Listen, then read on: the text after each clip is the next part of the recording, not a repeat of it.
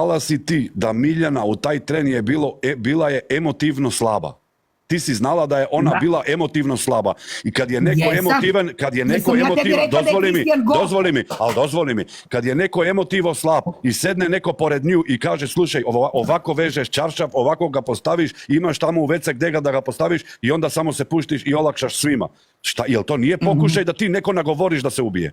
Jeste, jeste. Ja ti kažem, ja sam tebi rekla i prošli put. Pa ti ga veličaš večeras, ženo, njega. Bilo da je Kristijan govno. Jesam ti rekla da je govno. A ti ga veličaš njega trenutno. Ne, ja ga ne veličam uopće. Pa kaže šta je bežao car od Kristijan, ja ti kažem nije bežao zato što Kristijan je uzeo ispred vreme novac. Miljana zna zašto je otišla tamo. Ne može onda je nagovori ni na što. Svakoga može. Kad je emotivno slab.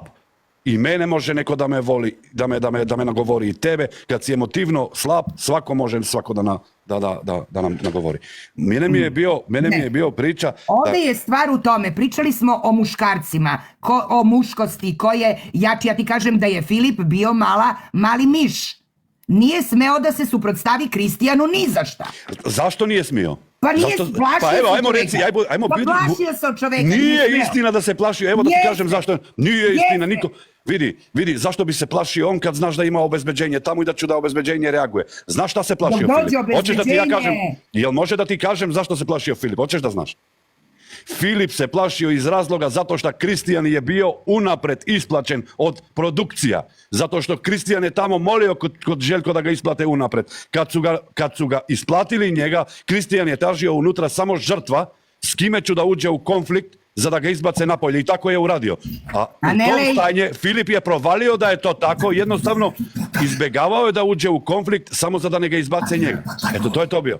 Aha, a što je Filip onom momku iz Tuzle polomio vilicu? Zaslužio je. Zaslužio? Pa verovatno. Pa je bio kažnjen za to, jer bio osuđen za to.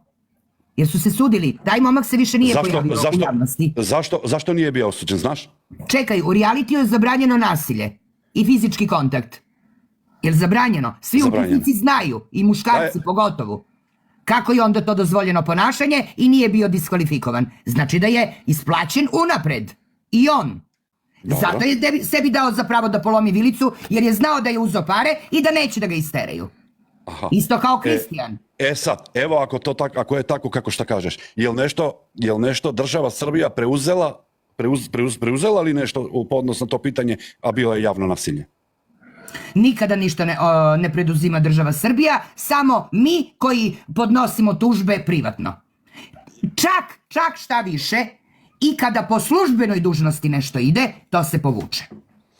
I po službenoj dužnosti što ide, na primjer, prijaviš u policijsku stanicu, odeš kod lekara, odeš sa svim izveštajima, to se skloni, razumeš, to se skloni. To se uopšte ne radi. Samo privatne tužbe. Marija 2:0 za mene ide